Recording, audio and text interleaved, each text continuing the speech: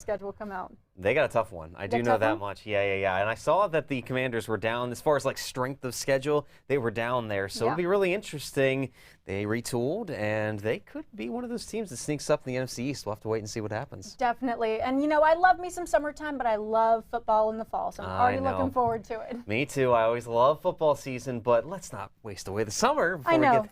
Let's focus on the present, live in the now. Oh, I know. And it's Friday, Yes, living up for the weekend here coming up. And unfortunately, the now forecast isn't that great for those plans you may have. You're going to be dodging those raindrops. Visibility, it's been in and out all day long because we've had those rounds of steadier showers, and we've also had some of that light mist and drizzle going on. So Leesburg, Germantown, back up through Frederick County and central Maryland, seeing a little bit of lowered visibility right now, but it's not going to be anything too major to really impact your day.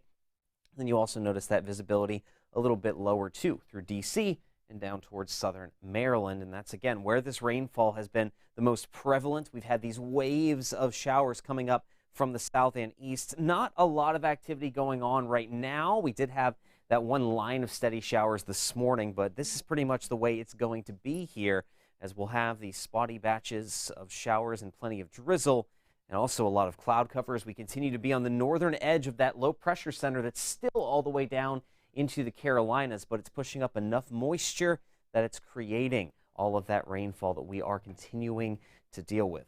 And as we move forward through the rest of your day today, well, more of the same. Just going to have a lot of cloud cover, light drizzle. It's going to remain fairly damp all the way into this evening. It shouldn't interrupt your Friday evening, Friday night plans all that much. Now, with that low pressure center getting closer to us by Saturday, we'll eventually see a lot more widespread activity developing through the day on your Saturday. There we go. Some rainfall over western Maryland, more of that rain popping up as we go into the afternoon. And with there being some breaks in the clouds and slightly warmer temperatures, we could even have some rumbles of thunder. A few of these could end up being thunderstorms by tomorrow afternoon. And then we're going to watch as a cold front finally gets things moving. It starts moving in Sunday into Monday. It sweeps out a little bit of the cloud cover, but we are likely to see a redevelopment of some scattered showers and storms as we roll throughout the entire second half of the weekend. But you can check out the future tracker rainfall totals, very spotty and localized as to where